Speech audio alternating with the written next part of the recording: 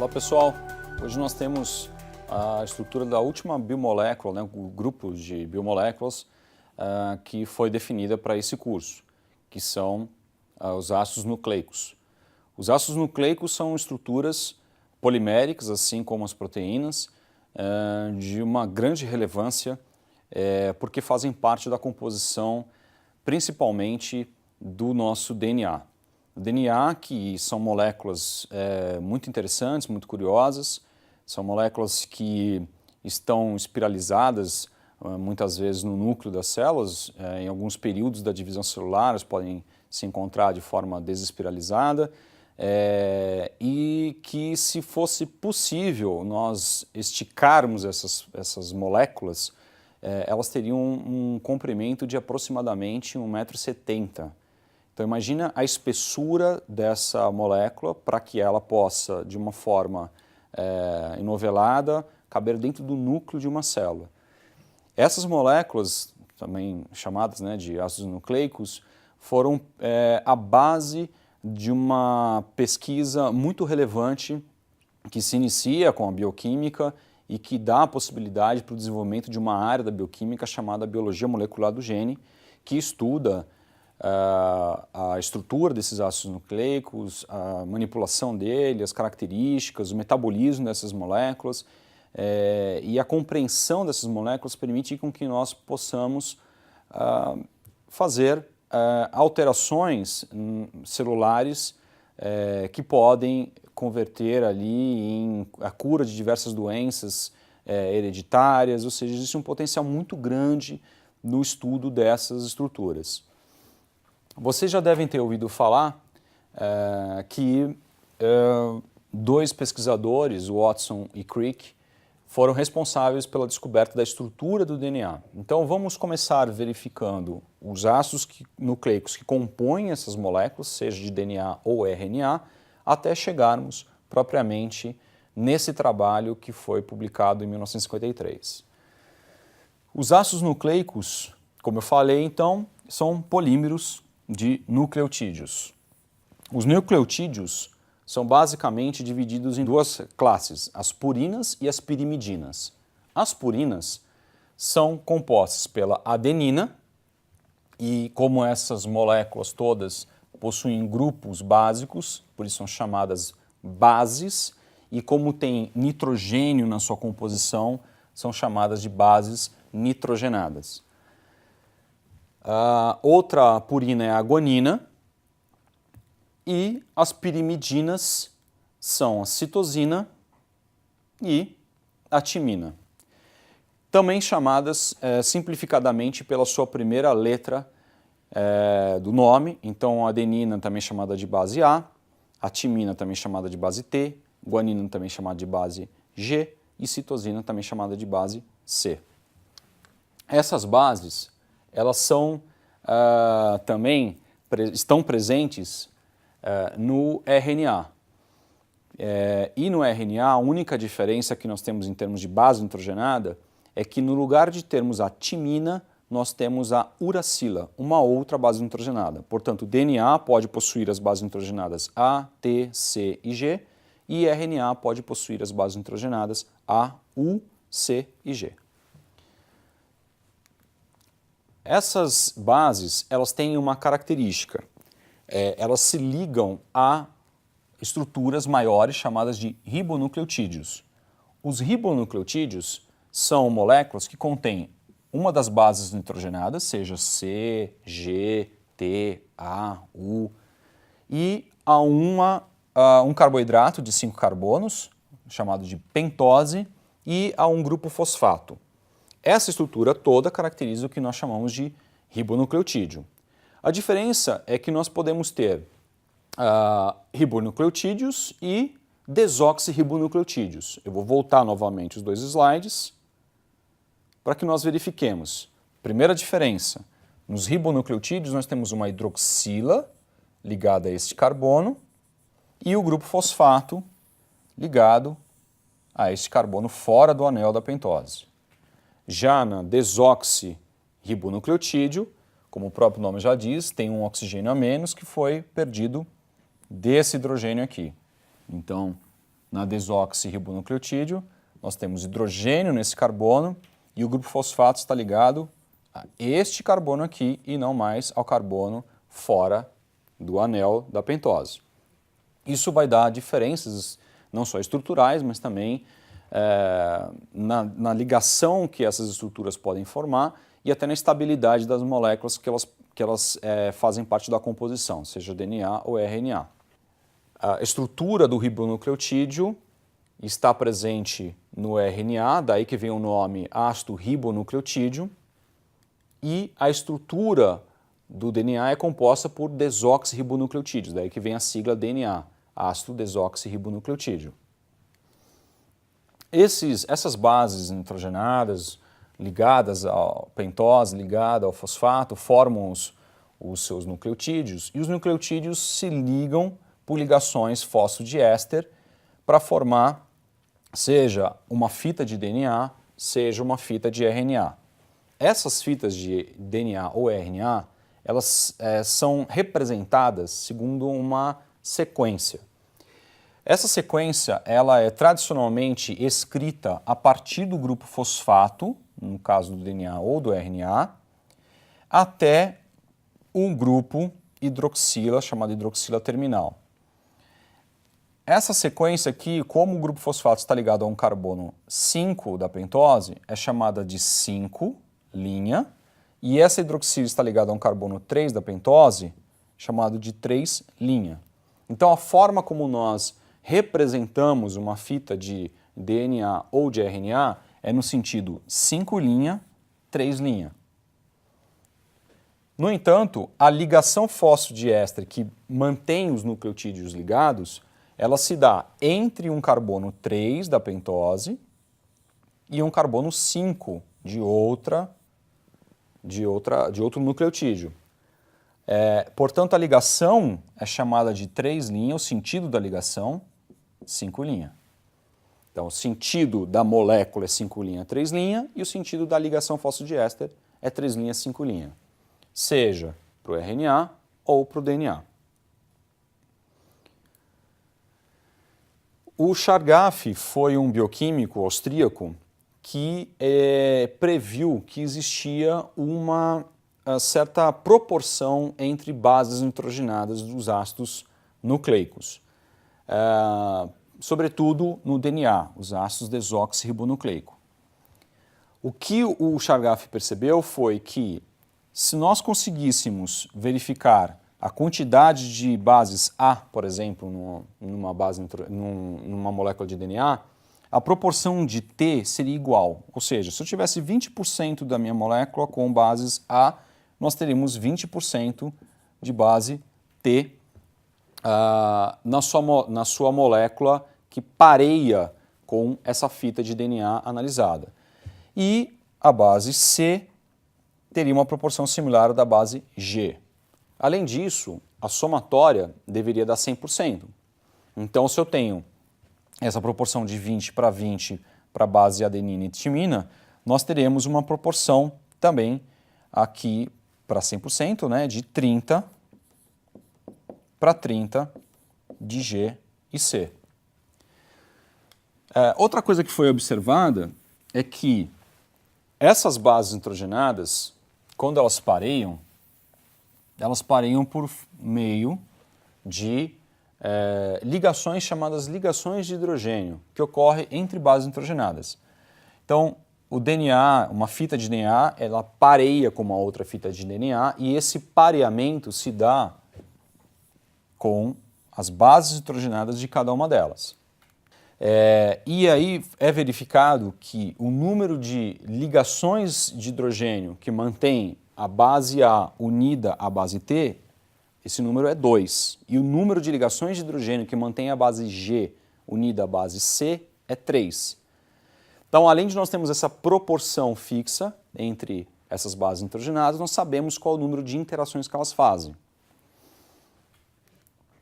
Aqui nós temos o trabalho de Watson Crick. Ele foi publicado na revista Nature, que é uma das revistas mais importantes do meio científico, em 1953, exatamente em 25 de abril, e que eles, por meio de estudos com raio-x e cristalografia previram justamente que essas fitas de DNA elas seriam no número de duas, elas ficariam pareadas e unidas por essas ligações de hidrogênio. Além disso, essas fitas elas seguiam um padrão de uma estrutura com essa forma, né, helicoidal, né, e unidas por exatamente essas representaçõezinhas aqui, que são as ligações de hidrogênio.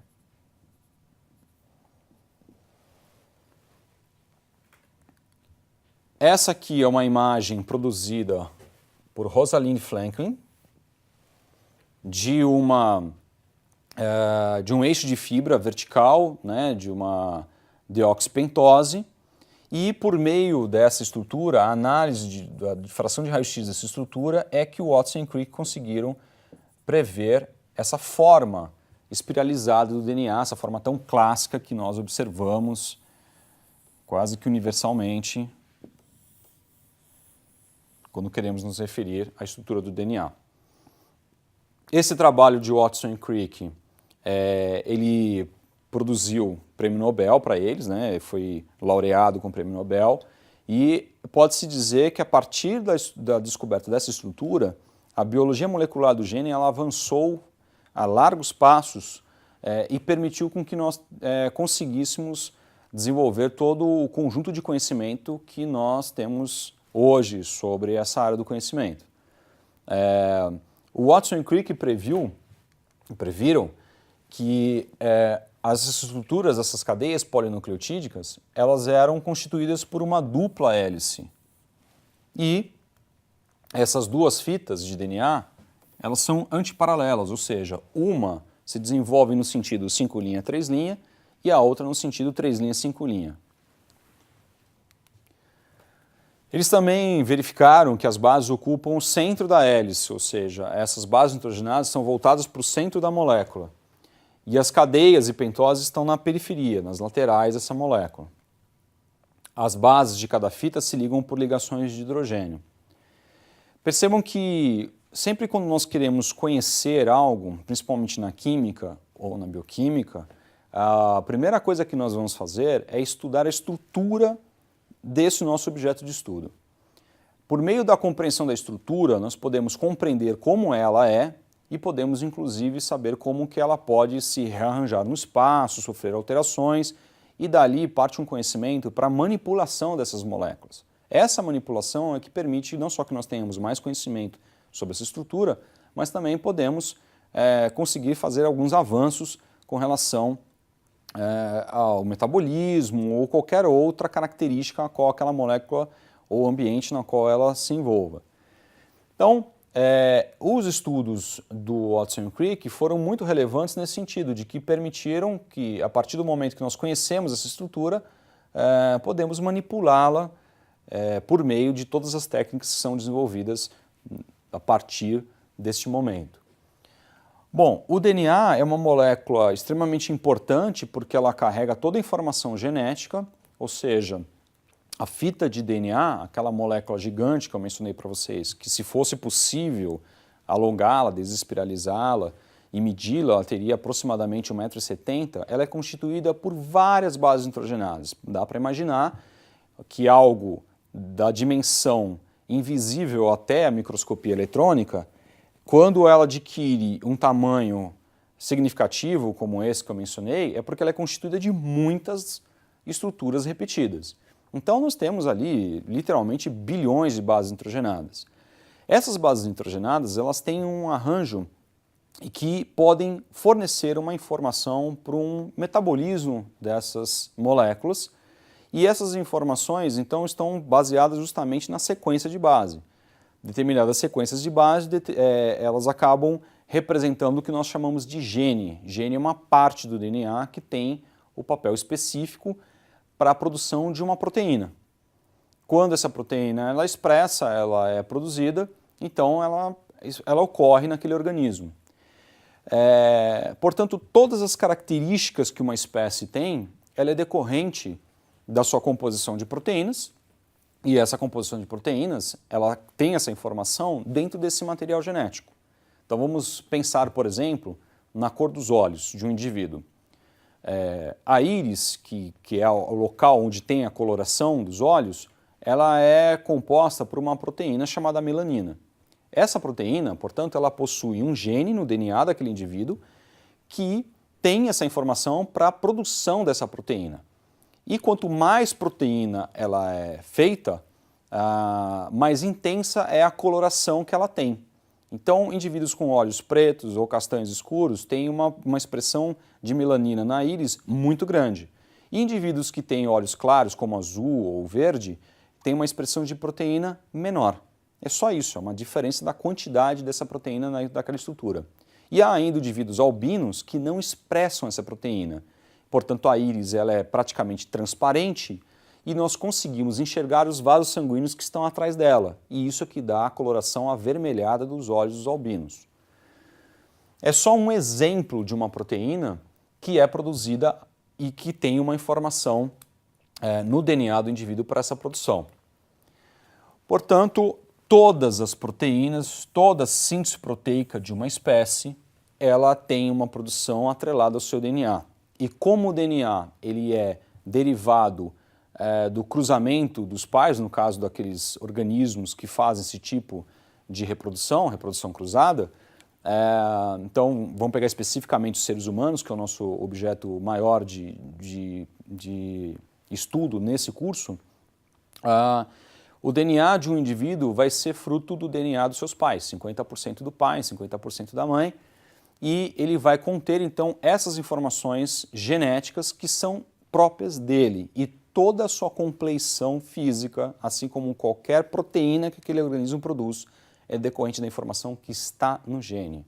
Nós não absorvemos proteína, nós absorvemos aminoácidos. Esses aminoácidos são utilizados para fazer as nossas proteínas. Então, toda essa informação ela só pode ser decorrente de uma constituição que aquele indivíduo herdou. E isso produziu, no século XX, um conceito chamado de dogma central da biologia molecular do gene. Ele foi desenvolvido por Watson, da dupla Watson-Crick, e nesse dogma ele considerava que a molécula de DNA ela passava por um processo metabólico que começava na sua replicação. Então o DNA, no caso dos seres humanos, que são seres eucarióticos, eles possuem uma célula com uma membrana chamada carioteca, e dentro dessa membrana carioteca, que está no citossol da célula, nós temos o DNA. Então, os eucariotos possuem um núcleo verdadeiro e dentro desse núcleo temos a molécula de DNA. Essa molécula de DNA, ela para ser lida, né, todo o seu metabolismo começa num processo de replicação, onde ela é duplicada. Esse processo faz com que uma fita de DNA, por exemplo, ela seja lida e essa leitura vai produzir uma fita filha. Então a fita original é chamada de fita mãe, a fita que é produzida é chamada de fita filha e essa fita filha sai do núcleo da célula. Isso já é um mecanismo extremamente interessante porque preserva o DNA. É como se nós tivéssemos algo original e nós vamos trabalhar apenas com a cópia. E essa cópia, se houver algum erro no meio de todo esse processo, ela pode ser destruída e nós temos uma original para produzir uma nova. Então isso mantém a integridade dessa molécula. Esse DNA agora, ele sai do núcleo e vai lá para o citossol da célula. E no citossol, ele passa por um processo agora chamado de transcrição. Nesse processo, a fita de DNA ela começa a ser lida por uma molécula de RNA mensageiro, abreviado de mRNA.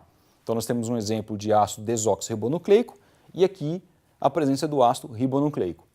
Na transcrição, essa fita de DNA, lida por um RNA mensageiro, começa a produzir agora uma nova molécula e essa molécula ela começa também a ser lida por uma outra estrutura de ácido ribonucleico chamada RNA transportador.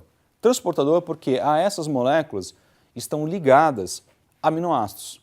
Então, para cada conjunto de 3 bases nitrogenadas de um DNA, que depois será produzida um RNA mensageiro por meio dessa transcrição, e esse RNA mensageiro ele vai ser lido por um RNA transportador a cada 3 bases nitrogenadas, vamos supor que seja uma sequência de A, T e C.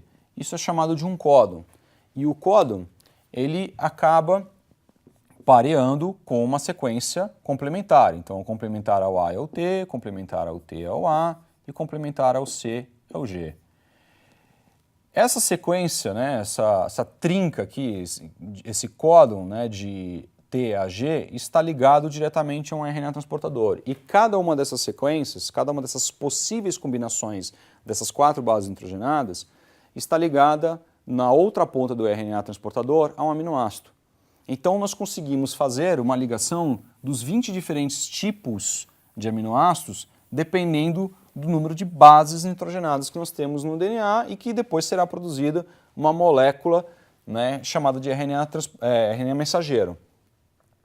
Bom, esse processo todo dessa leitura é chamado de tradução. E por meio de tradução, esperava-se que se produziria uma proteína, que é a sequência desses aminoácidos agora unidos por ligações peptídicas. O que não se previa, que foi descoberto posteriormente, é que, na verdade, o que é produzido depois da tradução não é uma proteína, mas é um peptídeo. É quase uma proteína, só que ainda não tem a forma da proteína. Esse peptídeo agora, que é uma sequência de aminoácidos perfeitamente, isso está certo, ele vai sofrer alterações por outras proteínas, inclusive, que ajudam a definir a conformação, a forma final daquela proteína. Então ele vai sofrer modificações estruturais, dobramentos, rearranjos, e por meio disso, aquele peptídeo vai adquirir a configuração final que tem função biológica e isso sim é chamado de proteína. Bom, a compreensão de toda essa sequência, todo esse metabolismo do DNA é extremamente relevante, porque como eu falei no começo aqui da nossa aula, muitas doenças, é só um exemplo, eu poderia citar vários aqui, mas o tempo não permite, mas muitas doenças elas são herdadas, assim como são herdadas outras características que nós podemos ter. E essas doenças elas poderiam ser corrigidas se nós fizéssemos manipulações no DNA de modo que ele não expressasse proteínas de forma que gerassem essas patologias. Então, por exemplo, nós já temos conhecimento que o diabetes do tipo 1, insulino dependente, ele é uma doença com uma herança genética, né, uma doença na qual o paciente ele já nasce com essa predisposição porque ele tem lá uma relação imunológica que suprime suas células pancreáticas capazes de produzir insulina. Isso tudo tem uma influência muito importante no DNA daquele paciente, que vai dar uma resposta da expressão, da síntese de proteínas que favorecem todo esse processo. Então, se nós conseguimos corrigir a sequência de bases nitrogenadas, ou seja, o gene daquele paciente, que favorece todo esse processo, nós poderíamos fazer a reversão dessa patologia, ou seja, um paciente que teria, então, uma doença congênita, já nasceria com diabetes, ele pode agora não ter essa doença. É apenas uma das características que nós podemos aqui apontar, né, e destacar. Então, o projeto teve um projeto muito importante que teve a ambição de descobrir todos os genes da espécie humana. Esse projeto foi chamado Projeto Genoma e ele foi concluído basicamente aí no início do século XXI. Mas, infelizmente, toda essa informação gerada, que foi um grande avanço científico e muito importante, ele não foi definitivo, porque agora nós temos a informação de que não basta nós só conhecermos o material genético de uma espécie. Nós temos que saber que proteínas são expressas por esse material genético, através, né, ou a partir desse material genético, e como nós podemos manipular isso, porque são as proteínas que efetivamente vão compor aquele organismo e dar todas as características que ele tem. Pessoal, é isso.